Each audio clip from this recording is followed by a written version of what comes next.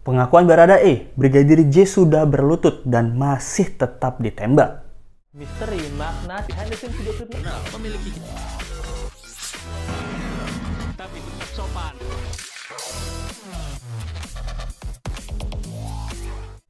Hai, apa kabar? Kembali lagi di Let's Go. Apa kabar kalian semua? Semoga kalian baik-baik aja. Kita masih update tentang kasus Brigadir J dan Baradae. Apa aja sih yang Let's Go mau bahas sekarang ini?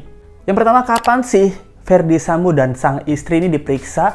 Kayaknya selalu ngulur-ngulur waktu, apalagi buat skenario. Yang kedua adalah pengakuan Baradae yang menembak Brigadir J walaupun Brigadir J ini sudah berlutut.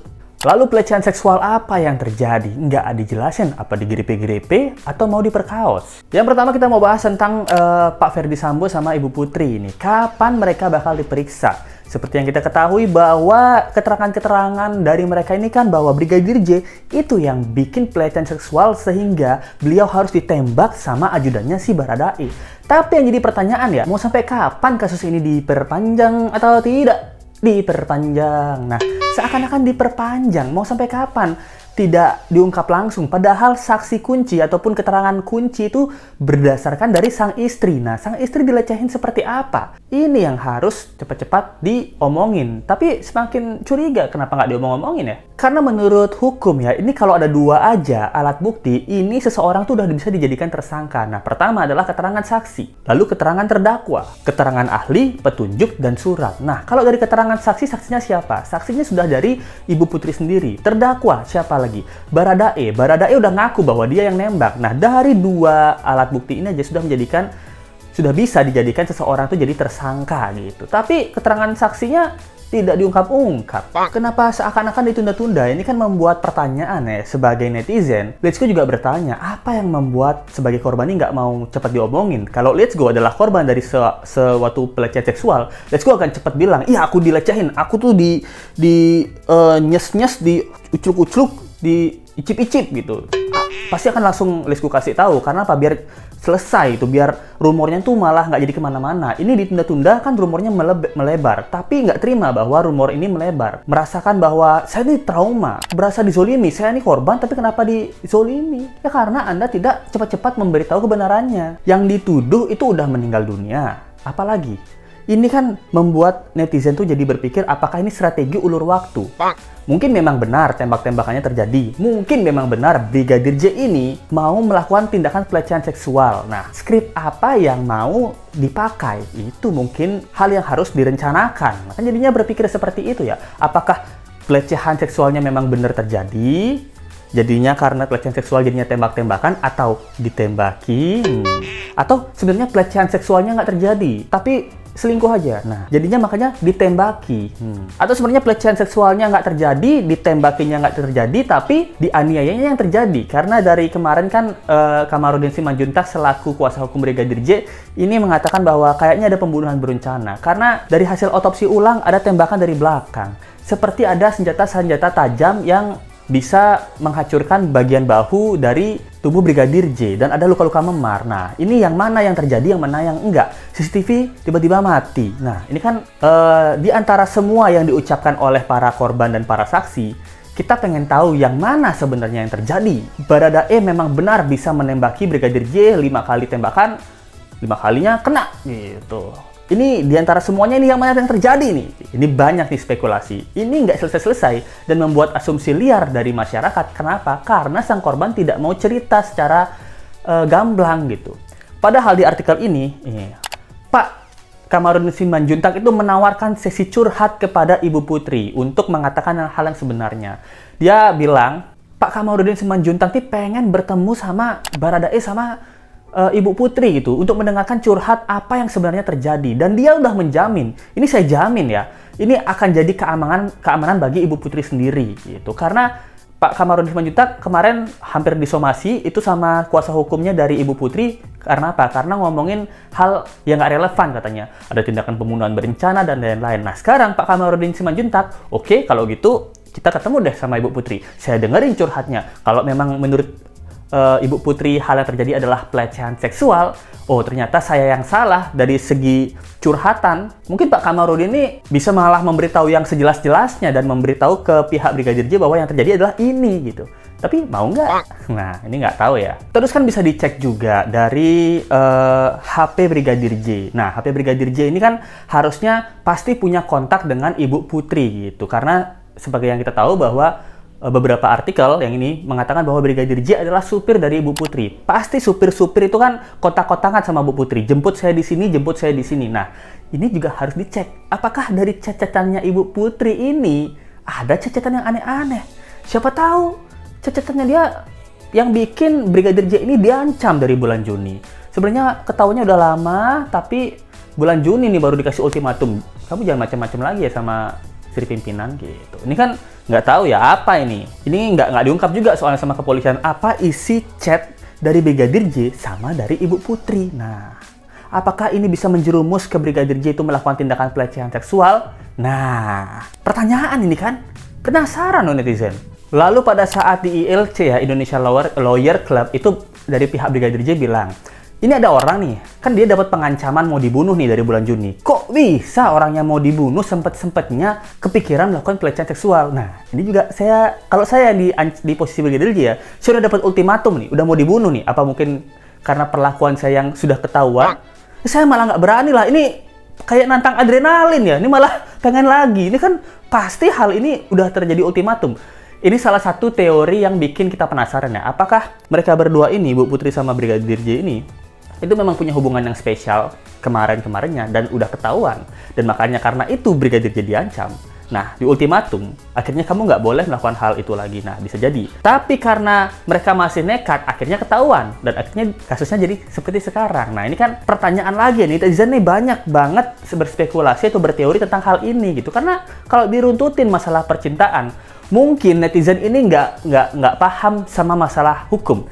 Tapi kita hafal dan kita paham masalah percintaan, perselingkuhan, nyeleweng. Kita hafal masalah itu. Emang kita nggak paham dari segi-segi hukum. Tapi kalau masalah cinta-cintaan dan selingkuh-nyelingkuh, kita hafal. Loh, pengamalan pribadi ya, Liz? Dulu. Pas di ILC juga bilang bahwa ini ya maaf ya, ini tidak merendahkan kewanyitaan, tapi tidak dibilang pelecehan apa yang dilakukan oleh Brigadir J. Apakah memegang bokong, memegang payudara, atau mau menelanjangkan, tidak ada yang diomongin gitu. Cuman ngomongnya pelecehan seksual aja. Ini saya setuju ya. Ini pelecehan seksual apa? Apa cuman disiul-siul, piwit gitu. Itu juga termasuk pelecehan seksual ya. Catcalling gitu. Apa Bu Putri lewat, Bu Putri nih, mau kemana Bu? Gitu. Apa diapain gitu? Ini pelecehan seksualnya apa ini? Lalu kecurigaan Brigadir D. Nah, bagi beberapa komentar Let's Go ya, bilang bahwa Brigadir D ini, D ya gitu, itu bahwa adalah orang yang mengancam Brigadir J. Tapi dari artikel ini mengatakan bahwa Brigadir D ini adalah teman curhat, teman baik dari Brigadir J. Saya kasih tahu ya, rahasia lelaki ya. Kalau sampai lelaki punya teman curhat, pasti yang dicurhatin soal selingkuhan. Nah, itu soal hubungan. Nggak mungkin Brigadir D ini nggak tahu perasaan Brigadir J sama Ibu Putri. Kalau memang Brigadir J ini melakukan tindakan pelecehan ya. Karena kalau mau melakukan tindakan pelecehan, pasti Brigadir J ini ngobrol sama teman curhatnya. Aku ngeliat Bu Putri cakep banget deh. Coba aku jadi suaminya. Pasti kayak gitu. Ini rahasia tongkrongan cowok ya. Cowok itu pasti nggak bakal cerita-cerita adalah playboy sama orang-orang sekitarnya, atau sama pacarnya atau sama teman-teman ceweknya. Tapi dia bakal cerita bahwa dia itu playboy sama teman-teman dekatnya, teman-teman nongkrongnya. Nah, itu rahasia cowok. Coba ditanya Brigadir D, apakah jujur nggak dia? Bener nggak dia teman curhatnya dari Brigadir J? Kalau dia bilang teman curhat, dia pasti tahu soal spesiali kasus percintaannya Brigadir J. Nah, coba tanya itu. Makanya di sini dia bilang dia nggak mungkin mengancam Brigadir J ini, gitu. Nah, kita langsung ke Baradae yang menembak Brigadir J waktu dia berlutut. Menurut kuasa hukum dari Baradae, Andreas Nahot Silitonga, itu mengatakan bahwa Baradae ini adalah pahlawan.